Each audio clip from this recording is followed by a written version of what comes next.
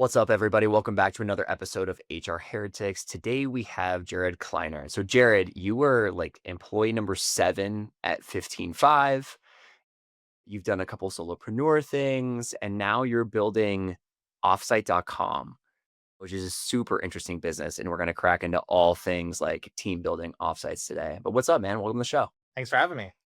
So I guess let's start with what was the founding insight for building your current business and just a little backdrop on the business if you don't mind of what do you guys do? Yeah, so Offsite is part end-to-end offsite planning service business, part Airbnb for team retreats. And so ultimately we're building like the defining platform to plan any sort of team retreat. Day one, it was a service business, and to date, we've now planned hundreds of offsites all over the globe for remote and buffer and 15.5 and Webflow and linear and HubSpot. But ultimately, we're trying to build the category defining tech company here and kind of automate away as much of the planning process as possible, give you a marketplace that you could save lots of time, money, and stress in. And yeah, today we have a marketplace that generates tens of millions of GMV, and like an additional hundreds of offsites are being booked through it. And we partner with thousands of hotels and other vendors as well. But we're also, continuing to build out that product. And yeah, full transparency. Kelly's an angel investor of ours, so she gets the monthly updates and sees our progress. And it's definitely been an amazing journey. But I also feel like we're still very early in our vision for what we're building. Yeah, I'm an investor, Nolan. I think it's such a cool concept and business model, and excited to talk about the journey and how it's going now, especially when, a lot more companies are going back to the office, Jared, and all of that. Have you seen any shifts there in terms of demand or customer profile, or have you shifted offsite any? No, I actually think uh, I'm I'm surprised this is still a conversation. To be totally frank, like I started offsite during the pandemic. My bets were that more companies would go fully remote, distributed hybrid, because I saw that the decade leading into the pandemic, we went from barely having any companies working remotely to 10% of knowledge working companies working remotely or hybrid. And so I saw that trend. I thought it would continue and that COVID would push us a decade into the future. I was right on that front. I thought that if that were to occur, that a lot of companies would plan offsites because all the pioneering remote companies like 15.5, Automatic, GitLab, Atlassian, et cetera, plan lots of retreats as sort of an inescapable part of employee engagement, retention, alignment. And I knew from previous experience that planning offsites sucked because I planned probably like 14 or 15 conferences of 20 to 100 people pre-pandemic for a previous business that I had. And so I was right on a lot of those fronts. I thought that everyone would just accept that remote work is awesome and that distributed work is great. But then you have people like Elon Musk and like the government just like making the debate persistent. And it's actually really good for us because then I can go on LinkedIn and just like talk about the debate as opposed to talking about other stuff. And so do see the headlines, and there are a small percentage of Fortune 500s that are pushing return to office, but I think it's a very small part of a reversion to pre-pandemic, whereas like the macro trend is still very much remote work, hybrid work, distributed work, in my opinion. That debate has been had like a million times, and I think Kelly and I are gonna jump off my balcony together if we have it again. But what yeah, I do right here. It might not be high enough, but maybe we'll find out if we keep talking about this. Okay, Jared, I want to talk about what makes a good offsite and what makes a shitty offsite. So you probably have the widest aperture of anybody I know. So walk us through, let's start with actually the success case, people walking away being like, holy shit, that was the most magical event I've ever been to. What are the required ingredients that go into that? I think the logistics are kind of the bottom layer of Maslow's hierarchy of needs. So you do need people to arrive safely and, have food, have shelter, all those fun things. I think the least important ingredients of what makes a super high ROI offsite. And they're what I'm personally least passionate about. When I was at 15.5, I was very fortunate to work with, two of the co-founders there, and they are have some of the widest apertures of like personal and professional development of people that I know, and really thinking about one's zone of genius and like bringing your best self to work, and thinking about how to create exceptional company culture, because their tool helps other companies do that, and like they have built award-winning culture themselves. And so when I was at offsites with them in the early days, when I was a teenager and like as one of the first employees, we were doing things like working through our mission, vision, values as a company. We were doing strategic planning sessions for the upcoming quarter. We were doing things to break down silos in between different departments and increase cross-department collaboration. So I think the highest ROI offsites that I see with our clients and hear from other CEOs are when whoever's planning the offsite starts with a very clear picture of what the objective is for the offsite. And that's going to be different for any team or company that meets. It could be different throughout the year. And it really needs to be thought through intentionally, because your goals for an all hands meeting or having everyone at the company attend an offsite is going to be different than an executive team retreat, than a sales kickoff, things like that. But I think the best companies will spend lots of time being very intentional about what they want to accomplish and then go into actually planning the offsite. And I wish more people did that. And most people are like, oh, shoot, we need to plan an offsite. And then they're like, where do we have it? And then they kind of stumble into a location and, into some dates that work for key executives. And then they like get halfway through planning it with some of the major logistics. And then they start thinking about what are we actually going to talk about there versus, we are doing this sales kickoff because we have these really ambitious sales goals, and yet no one on our team knows the new product that we're trying to sell. And we need to like do training and hype the team up and paint a picture of how we can raise our Series C if and when we're successful, like, something like that.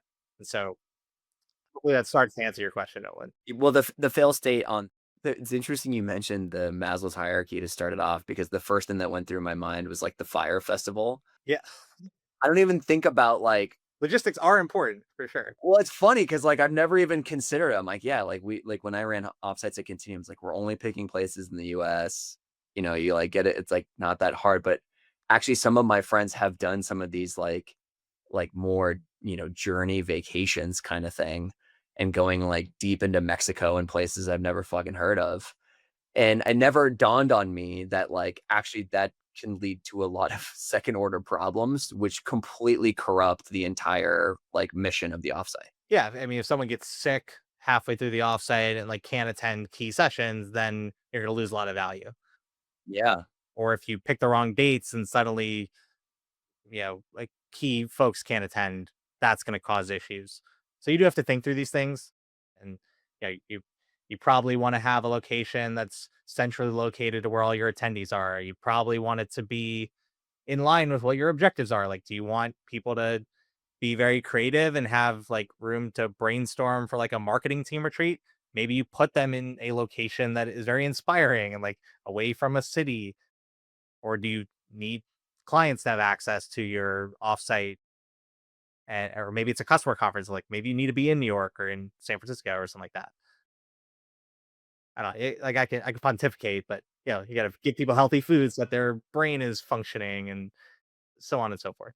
Yeah, we've gotten a couple questions actually from listeners, Nolan. One of these was a Dear Heretic question. You know what I mean? On to your point, Jared, like offsites can become this black hole of like, whoever has the time to bubblegum and tape something together before you get there. And it's just it's a hit or miss, and it's very inconsistent. Like I'm just wondering if this fits within your what you all do at offsite is what are the metrics? How are you helping folks measure such a qualitative, like, ambiguous thing, if you even have tried to tackle that? I want to spend more time trying to sell people on the qualitative benefits of it.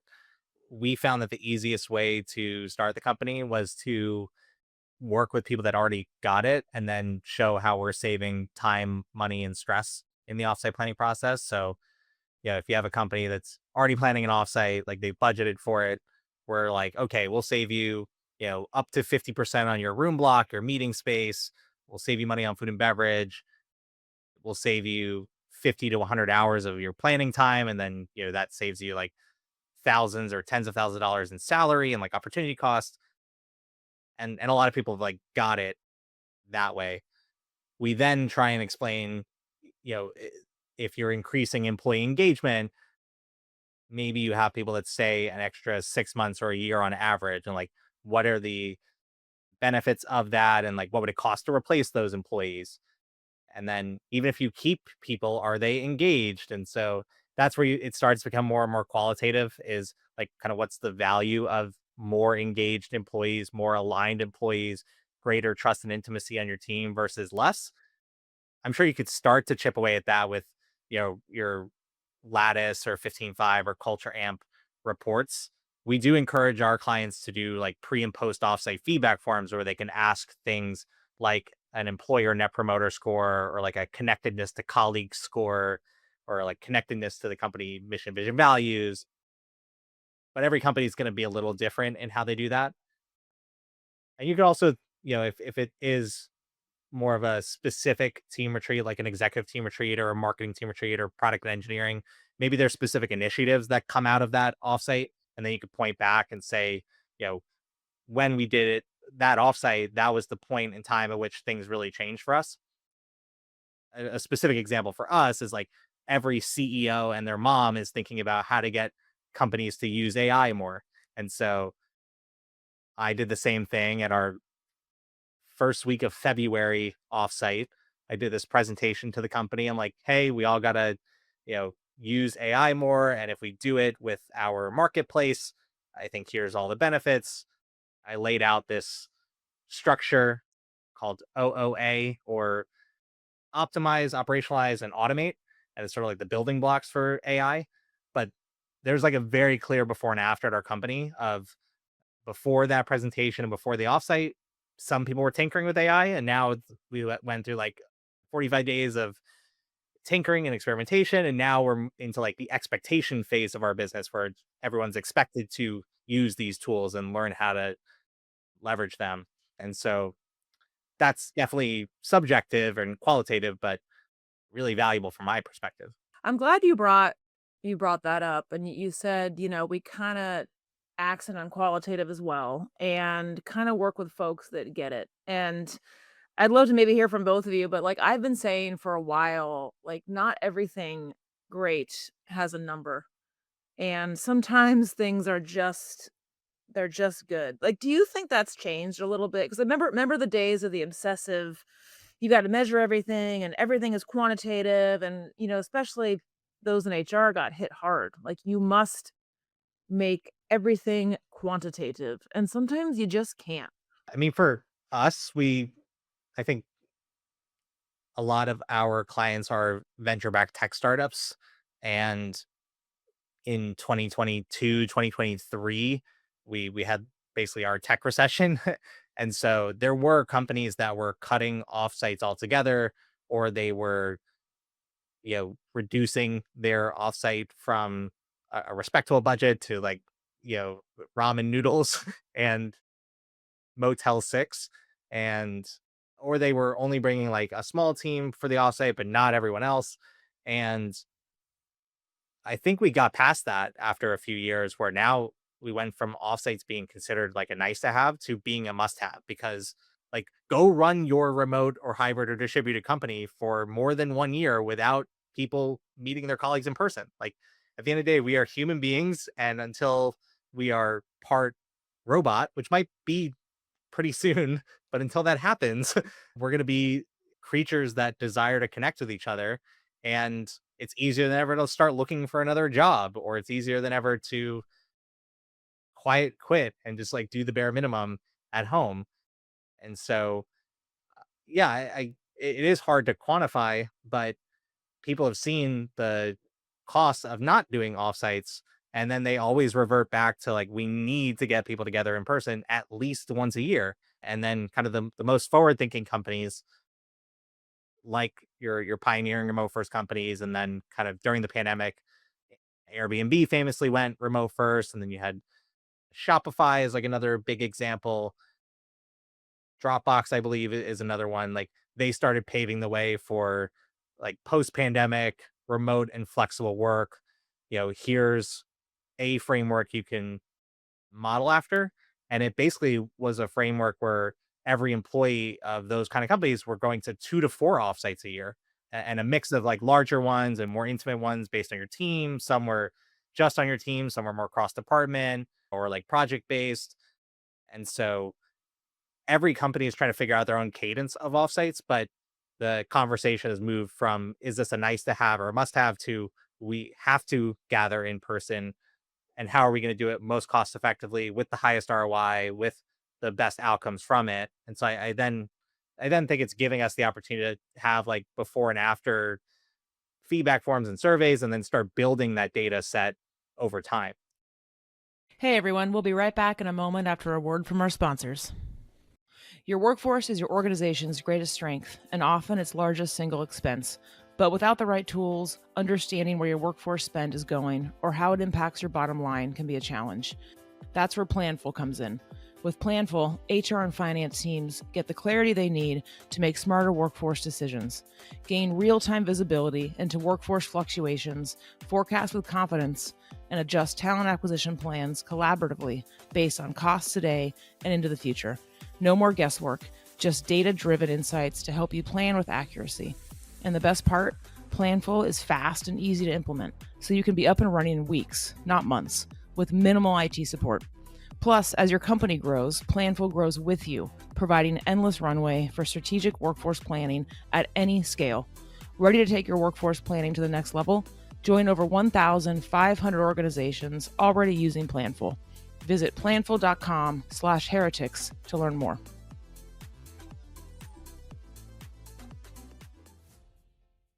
I must admit, I used to believe that AI didn't actually exist in recruiting or HR. That is until my friend Heather Doche, who leads talent at Signalfire, told me to check out Metaview. I got into the product and was like, wow, AI actually does exist in recruiting, and this product is sick. Metaview is the world's #1 AI scribe built specifically for recruiting. Their AI records and transcribes hiring conversations, like intakes, interviews, and debriefs, then provides perfectly summarized notes of everything that was discussed. I've seen firsthand how tough it can be to extract consistently high-quality data from candidate conversations. I've been in debriefs where interviewers told us about their feelings instead of what actually happened in the interview. And I've seen VPs and CEOs block hires because they didn't learn anything from skeleton scorecards. Metaview changes everything. With perfect notes from every conversation, your people can focus on creating a human connection with candidates, and they can save time on the busy work of cleaning up notes after every interview. But it's so much more than just a time saver, because perfect notes means perfect data. For every candidate and every pipeline, hiring teams can make confident, informed decisions, and talent leaders can finally take control of the interview process. Metaview covers all your compliance needs, works with all your existing tools, and takes less than 3 minutes to set up. Join talent leaders at organizations like Brex, Deal, HelloFresh, and Quora, and check out Metaview. Head over to metaview.ai/heretics to talk to one of Metaview's product experts. Tell them that me and Kelli sent you. Or you could just go to their website and get started for free. You'll be up, running, and AI-enabled in minutes. The other interesting thing for me, Kelli, is I was just like imagining it in my head is like, you have an offsite on a date, but we never actually like put that date on like the revenue chart, right? And I can imagine like on a good offsite, right, the revenue chart goes up. On a shitty offsite, it like stays flat or goes down, Goes down. right? Yeah. So I think there's like actually like overlaying it on the existing data we have is not something I had considered until you asked the question. But like on that thread, Jared, what's the story? Like who does the best offsites? And like what do they do? Like walk like more into that. Like, so for sure they're working backwards, but if I tell you my goal is, and let's start with company wide first, and then I actually want to talk about exec offsites too. But company or maybe team offsites and then exec offsites, but company wide offsite, right? We're getting everybody together. I don't care if it's like remote or in person, but like for whatever reason, we've decided this is what we want to do. Maybe it's like a sales kickoff situation. And, we want people to like feel more connected, to like, be ready to like, jump through all of the different hoops we're going to put in front of them to hit these goals. We want them to like bleed company blue, whatever company color it is. And like, we do the kumbaya and do the blood brothers thing at the end of it. What do I need to do to make sure that that happens? And blood sisters. One is be inclusive. You're canceled. No, no, I'm just kidding. You're the 12th person to try this year. It's you're late. Yeah. I do think it's going to be different for every company, but there are some building blocks. And so if we do start with the logistics, it's making sure that you find a location that is centrally located enough where you don't have these exhaustive like travel in and travel out scenarios for the people that do have to travel the farthest, maybe giving them the opportunity to fly in earlier, like, and invest in an extra hotel night for them so they can come in rested. It's allowing enough travel in and travel out time because airlines are not as reliable as they used to be. And maybe you're going somewhere that you have to like land and then drive an hour, hour and a half to escape the city. So you have to allow like sort of time to come in. And then people are going to be at varying levels of excitement and extroversion, like ready to engage with others versus being anxious because they're more introverted and maybe haven't met people or they're leaving loved ones at home or other things like that. So letting them ease into the offsite is always a good idea. And so our first days are almost always like travel in, maybe some optional activities in the afternoon, but lots of flex time if people just want to check in and take a nap or, do some work before they have to put their day-to-day work away. And then some sort of like low stakes dinner, maybe a fun party, but nothing that goes on too late and no work talk. Let's just decompress. Let's get to like mix and mingle a little bit, ease into this offsite. Then you want to think about starting each day, maybe with some optional workouts or yoga or like something to get people in the right state of mind, and then like healthy food options to also get them in the right state of mind. I like to do icebreakers at the beginning of each day for up to 30 minutes. Again, just to kind of get have everyone permit to connecting with each other on a deeper level. Interesting. And so you could do icebreakers that reveal like personal information and like connect on that sense. And it could be pretty innocent, like, pair up and show us a photo of a loved one on your phone and like explain the photo. And like maybe someone pulls up a photo of their family or like their dog and like suddenly you get to see people in a whole different light. Or you could do things around hobbies or whatnot. You can also do professional icebreakers like what's your biggest highlight of working at the company so far, and kind of bring out different positive emotions there. So you can do that short and sweet, just like get everyone in a good state of mind. And then if it's an all hands meeting or a sales cook off, typically you're going to have like your CEO or like top ranking exec do some sort of state of the union and like really set the objectives for the offsite and tone and talk about what ROI looks like here. And then actually like under programming the offsite is probably the way to go. Sometimes people try and cram too many sessions into the offsite. And instead, we find that really thinking through the agenda and only including things that can't happen over Zoom or can't be in an email is the way to go.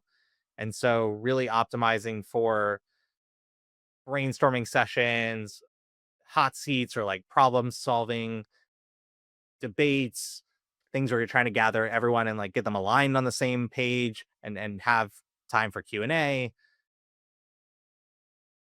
anything that's cross department, those are probably the things you should be doing in an offsite, not having endless presentations from like one person to a crowd with some slides, or even doing like retros of previous quarters or years. Like that could be done virtually. And so, thinking through like what are the important things you want to do, leaving lots of flex time in between sessions so that if you're running over, you don't have to like cut an important conversation short. Or if the sales team has to like take a sales call, they can do that. And then, making sure each day ends on a high note. So having like a party or like some really fun activities, making sure the overall offsite ends on a high note so people look back fondly on the experience.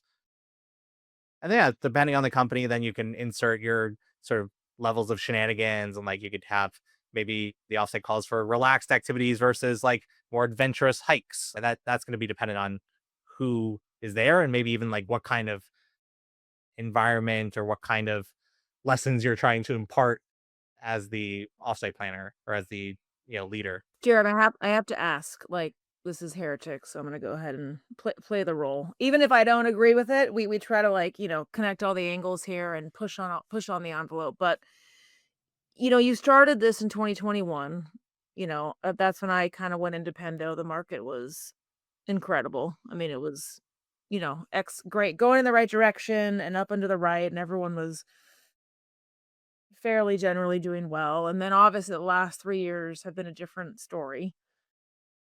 Have you, like, seen a crackdown on some of this stuff? Like, I can't imagine the last year and a half. It's like I wrote down a couple things you said, like, take a nap before we start, like yoga, easing in to the offsite. Like, are you getting, like, you know what I mean? These people are trying to survive, and that might sound, a little Pollyanna when folks are scraping to stay alive. So I'm just wondering if you've seen a difference in patience for some of that stuff, which I love, but I had to ask the question.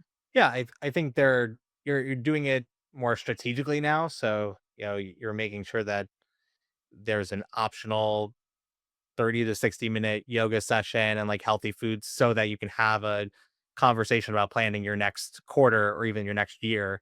And so to me that makes sense versus like singing kumbaya and doing blood brother blood sister work, like, or even we've done Clifton strengths assessments and conversations at our offsites before, or like had the team document like personal operating systems and then share that with everyone so that you can get a sense of how to work with someone else better. And then that becomes an artifact that you can share in Notion.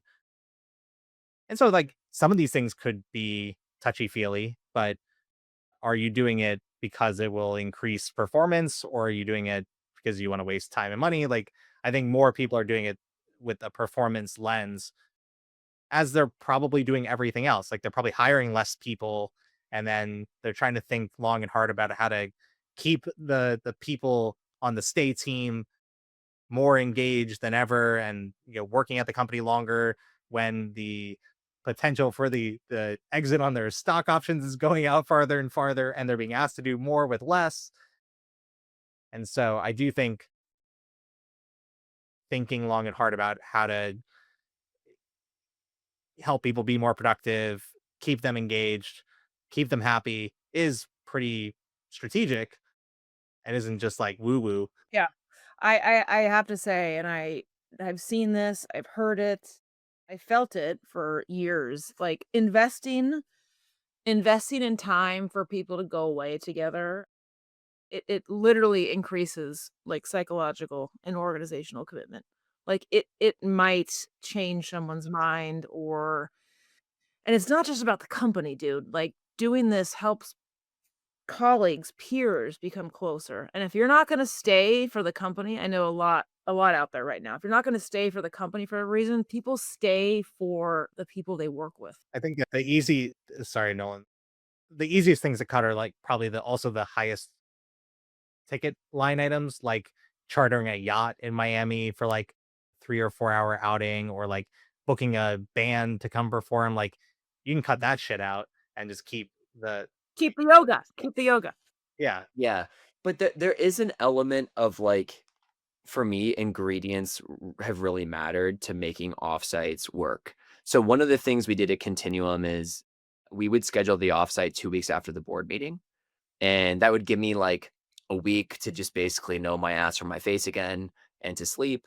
And then I would actually like show up at the offsite and I would give the board deck presentation.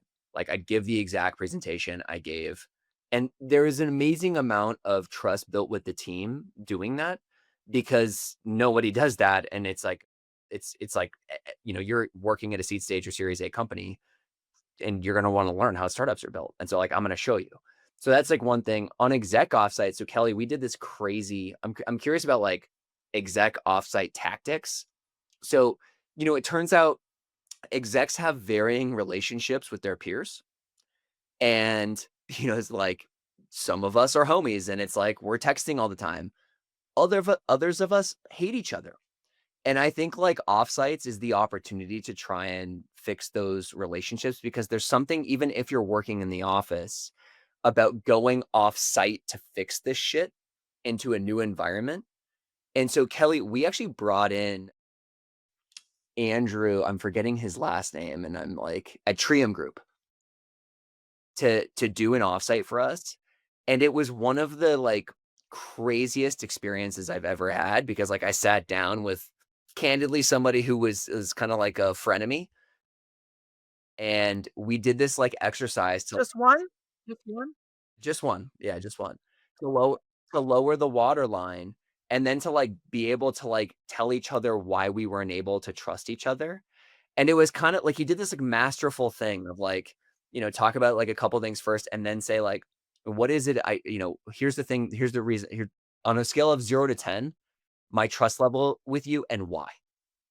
And so Kelli, have you seen any of that shit with exec offsites? Have you done any of that stuff? I haven't seen it to that extent, and I fucking love that.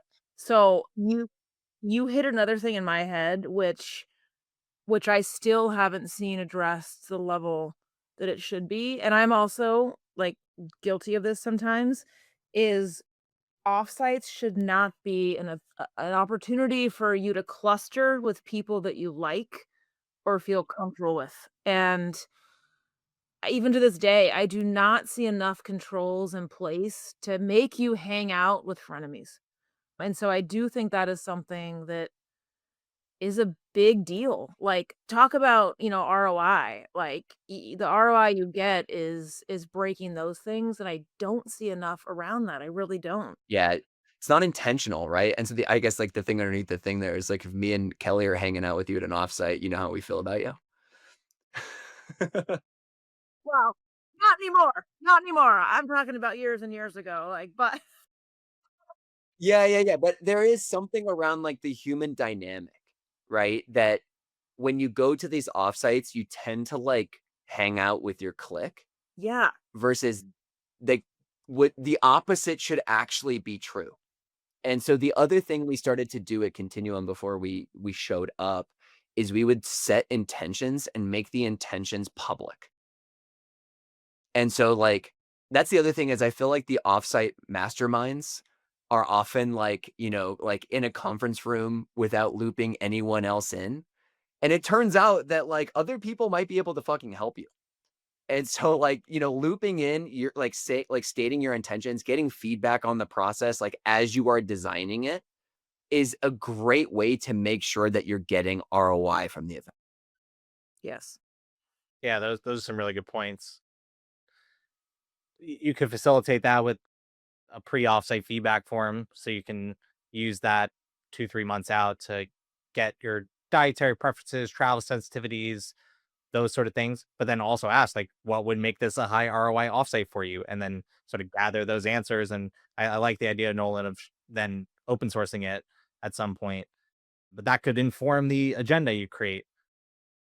Even before then, my only caveat to what you guys were saying was like if you have an offsite for the express purposes of celebration, then maybe you're a little more chill about the clickiness. Like maybe you just are doing it because you had this like 10x year and you want everyone to have a few days to relax.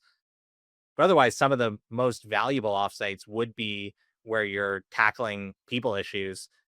and you're bringing in an outside facilitator, for example, we have many of those on the offsite marketplace. And like after I worked at 15.5, I worked with Keith Ferrazzi from Never Eat Alone for a few months. And like he was my first ever consulting client of like a marketing consulting business I had for a few years. And so I then like was part of the National Speakers Association and got to meet a lot of these like thought leaders and people that got brought in to be facilitators for executive team retreats. And then I became one of those myself for a few Fortune 1000s. And so it could definitely be helpful to bring someone else in externally to facilitate some of those conversations if you need to get two executives to talk more, if you need to get two teams to collaborate better. And then there's your ROI is like, there's greater trust and like problems get solved and you're not going to lose either one of them if they're both critical execs. And so executive team retreats in general are perfect for offsites because the cost of getting 10, 15, 20 people together is small relative to the multi-million dollar decisions and outcomes that can come out of those sort of offsites. And then I would take those same ideas and try and apply it to department level offsites or to all hands meetings where you can be very intentional about seating charts and meals, and you can be very intentional about the sessions you're running in order to facilitate whatever experience you want, which could include and probably should include tackling issues in the company, which are likely going to be people issues. And, I would highly recommend bringing someone in who's an expert in that. You could even do trainings on interpersonal matters or work through like course material from like an EOS book or like the dysfunctions of a team. I'm blanking on that author's name right now, but Patrick Lencioni, 5 Dysfunctional Routine, yeah. yeah, Lencioni. Like we've like sat down and done some of the exercises from that book with my own team, and like again, you can see sort of a before and after of just like the amount of trust you might have in other people sitting at the table. Yep, totally. Jared, where can people find you? Offsite.com. Spent a lot of money on that domain, so you can go check it out. And I'm Jared at offsite.com. If you email me, happy to answer any and all questions you have about offsites. We have both like a free to use marketplace that's like Airbnb, where you can like search to your heart's content. And then only if you book something is there a platform fee, but like you still save lots of time and money. And then we do like end to end offsite planning for a flat per person fee. Happy to give you, credits towards your platform fee or a little discount if you email me and tell me you heard me on the pod. I'm just very accessible. I'm also on LinkedIn, like approaching 50,000 followers right now, and talk about remote work ad nauseum basically every day because it gets clicks and it's viral content for whatever reason. Again, I think it's ridiculous and like we shouldn't be debating this like 3 years, 4 years post pandemic, but here we are. So I'm just gonna keep being shameless and posting about remote work every day on LinkedIn. Love it. Awesome. Thanks so much, Jared. Thanks, man. See ya. Yeah, thanks for having me. HR Heretics is a podcast from Turpentine, the network behind Econ 102, Moment is Zen, and Turpentine VC. Subscribe, 5 stars, share it on Apple, YouTube, Spotify, anywhere you get your podcasts, all the things.